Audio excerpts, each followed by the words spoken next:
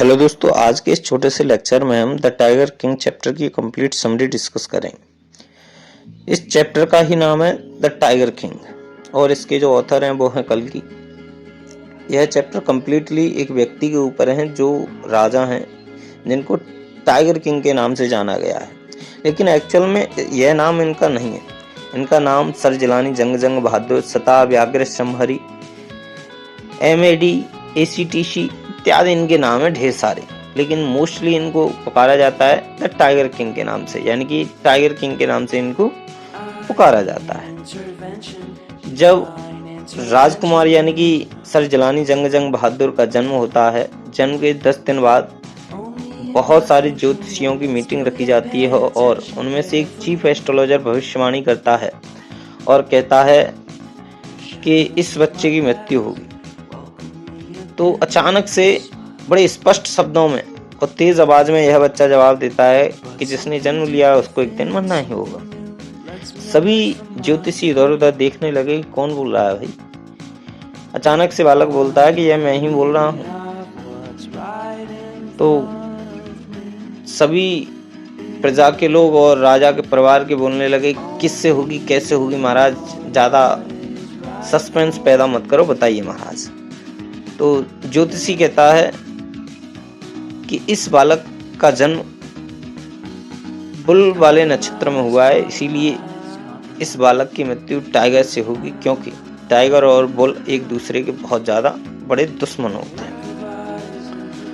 और इतने में छोटा सा बालक बोलता है सावधान टाइगर, यानी बेवियर टाइगर्स, टाइगरों सावधान हो जाओ।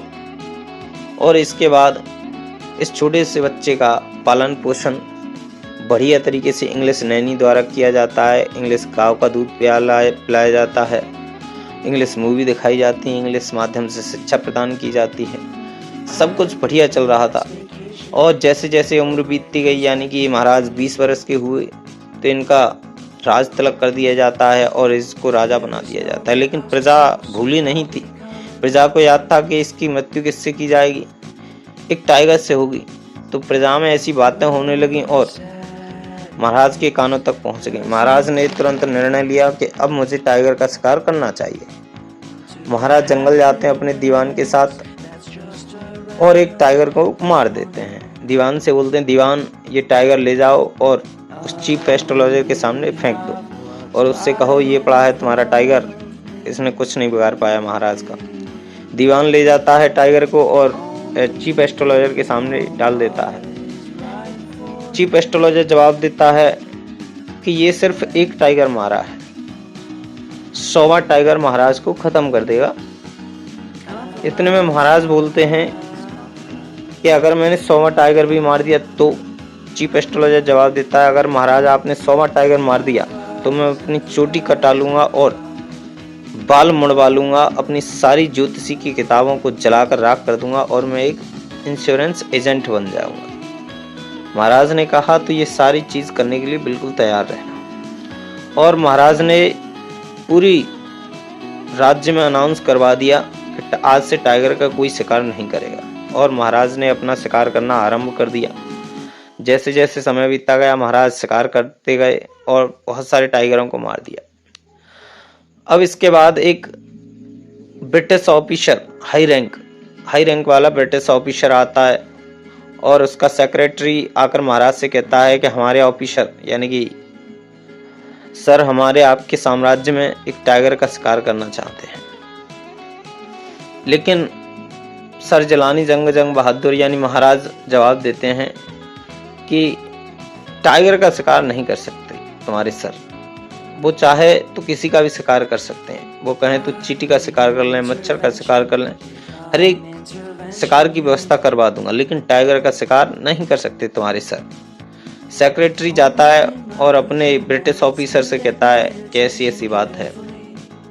ब्रिटिश ऑफिसर कहता है कोई बात नहीं, टाइगर का शिकार वही कर लें, मुझे तो बस फोटो खिंचाना है। सेक्रेटरी फिर से रिटर्न आता है और महाराज से कहता है, महाराज शिकार आप ही कर लो, बस ब्रिटिश ऑफिसर को तो फोटो खिंचाना है शिकार के साथ, मरे हुए टाइगर के साथ वो फोटो खिंचा लेगा, चला जाएगा। लेकिन महाराज ने कुछ समय विचार किया और महाराज ने कहा कि भाई ऐसा संभव नहीं है। ऐसा संभव नहीं है। ब्रिटिश ऑफिसर को ना स्वीकार करने के कारण महाराज का सिंहासन खतरे में पड़ गया और इस वजह से महाराज घबरा उठे। लेकिन दीवान साहब ने तुरंत ही एक उपाय सुझाया और कहा महाराज से कि महाराज, ब्रिटिश ऑफिसर की पत्नी को एक डायमंड की अंगूठी भिजवा दो, जिससे क्या है कि मामला थोड़ा सा ठंडा हो जाएगा। महाराज ने कहा दीवान साहब जाओ और अंगूठियों का सेट लेकर आओ, जिससे इस मामले को थोड़ा सा ठंडा किया जा सके। और दीवान साहब 50 डायमंड अंगूठियों का सेट ले आए। महाराज ने कहा कि ले जाओ, जिसमें से ब्रिटिश ऑफिसर की पत्नी को जो पसंद करेगी वो रख लेगी, बाकी वापस कर देगी। लेकिन ब्रिटिश ऑफिसर की पत्नी ने सारी 50 डायमंड की अंगूठियों को ही रख लिया और कुछ समय बाद 3 लाख रुपए का बिल आया ब्रिटिश ज्वेलर्स की तरफ से। इस प्रकार महाराज को 3 लाख रुपए का खर्च सहन करना पड़ा अपने प्रजा की रक्षा करने के लिए, यानी सिंहासन की रक्षा करने के लिए। धीरे धीरे महाराज ने 10 सालों के भीतर ही 70 टाइगरों को मार दिया और प्रतिबंधपुरम में अब लगभग टाइगर खत्म ही हो चुके थे। तो महाराज ने दीवान को बुलाया और दीवान के सामने बंदूक तान के कहा कि दीवान, हम शादी करना चाहते हैं। दीवान साहब ने कहा कि महाराज, मैं पहले से शादीशुदा हूँ, मेरे बच्चे हैं, वो क्या करेंगे, मैं आपसे शादी नहीं कर सकता। महाराज आग बबूला होकर बोले, मैं तुमसे शादी नहीं करना चाहता, मैं एक ऐसी राजकुमारी से शादी करना चाहता हूँ जिसके राज्य में बहुत सारे टाइगर्स हों। तो जल्दी से जाओ और ढूंढो ऐसी राजकुमारी को। दीवान साहब खोज में लग गए और कुछ ही समय में उनको एक ऐसी राजकुमारी मिल गई। शादी के बाद महाराज जब भी अपने ससुराल गए 5 से 6 टाइगरों को मार देते थे। लगभग कुछ ही समय में उन्होंने 99 टाइगर्स मार लिए, यानी कि 99 टाइगरों को अब तक उन्होंने मार दिया। अब उनके ससुराल में भी टाइगर समाप्त हो गए थे, प्रतिबंधपुरम में भी समाप्त हो गए थे। तो महाराज की चिंता ज्यादा बढ़ने लगी, क्योंकि ज्योतिषी ने कहा था 100वां टाइगर महाराज की क्या कर देगा, मृत्यु कर देगा। इसीलिए महाराज ने दीवान साहब को बुलाया और दीवान से कहा कि देखो दीवान, मुझे नहीं पता तुम कहां से ढूंढोगे, लेकिन मुझे 100वां टाइगर चाहिए तो चाहिए। 100वां टाइगर लाओ कहीं से भी, जिसे मुझे मारना है, और मैं अपनी शपथ से बिल्कुल क्या हो जाऊंगा, फ्री हो जाऊंगा, फिर मुझे कोई नहीं मार सकता। दीवान साहब डर गए और डरने की वजह से इधर उधर हाथ पैर चलाने लगे। तो वह जू पहुंचे, यानी कि एक चिड़ियाघर पहुंचे, जहां पर उन्होंने एक बूढ़े टाइगर को देखा और बूढ़े टाइगर को पैसे देकर खरीद लाए।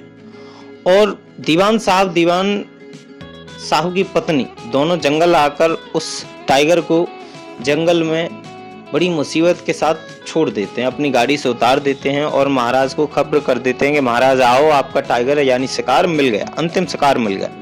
महाराज आते हैं और महाराज आने के बाद गोली चला देते हैं। टाइगर नीचे गिर जाता है और महाराज अपने सैनिकों से कहते हैं कि इस मरे हुए टाइगर को ले आओ और इसकी जो दफनाने की व्यवस्था है वो की जाएगी, आ जाओ लेके। तो उनमें से एक सैनिक ने देखा कि टाइगर अभी मरा नहीं है, जिंदा है, क्योंकि गोली टाइगर में लगी ही नहीं, क्योंकि वो बेहोश हो गया था। गोली बिल्कुल जस्ट पास से होकर निकल गई थी बस। तो उनमें से एक सैनिक ने कहा कि अगर महाराज को ये बात पता चलेगी तो हम सब मारे जाएंगे, इसीलिए हम ही इस टाइगर को मार देते हैं। तो उन्होंने उस टाइगर को मार दिया और ले पहुंचे। इसके बाद महाराज बहुत ज्यादा खुश थे, क्योंकि महाराज ने लंबे समय से अपने बच्चे के साथ ना तो बैठे थे, ना उठे थे, ना खेले थे। तो महाराज ने कहा कि अब मैं अपनी शपथ से बिल्कुल फ्री हूँ, अब मुझे कुछ भी नहीं हो सकता, क्योंकि मैंने 100वां टाइगर मार दिया है। ये ज्योतिषी वगैरह कुछ नहीं होता, ज्योतिष सब झूठ है। और महाराज अपने बच्चे के जन्मदिन के दिन बाजार जाते हैं। बाजार जाने के बाद उसके लिए खिलौना तलाशते हैं कि उपहार में उसको क्या दिया जाए। महाराज को कुछ भी नहीं मिलता। एक काठ की दुकान पर पहुंच जाते हैं, जहां पर उन्होंने अधबना एक लकड़ी का टाइगर देखा और उस टाइगर को खरीदने का विचार किया। जाकर दुकानदार से पूछते हैं। दुकानदार ने सोचा अगर मैं इसका एक्चुअल प्राइस बता दूंगा तो महाराज गुस्सा हो जाएंगे और मुझे मार सकते हैं, इसलिए दुकानदार ने उस टाइगर का प्राइस बहुत महंगा बता दिया, जिससे महाराज खुश हुए और उस प्राइस को लेकर आ गए, यानी कि उस लकड़ी के टाइगर को घर लेकर आ गए। महाराज और उनके पुत्र दोनों खेल रहे थे। महाराज के अचानक से उस अधबने लकड़ी के टाइगर में से फांस लग जाती है और उसमें इन्फेक्शन फैल जाता है। इन्फेक्शन फैलने के बाद धीरे धीरे लगभग पूरे शरीर में फैल जाता है और महाराज बहुत ज़्यादा परेशान हो जाते हैं। इस वजह से महाराज ने विदेशों से डॉक्टर्स को बुलाया अपने इलाज के लिए। डॉक्टर्स आए, डॉक्टर्स ऑपरेशन थिएटर में गए, महाराज को ले गए। ऑपरेशन थिएटर से बाहर निकले ऑपरेशन करके और बोले कि operation is successful but Maharaj is died, यानी कि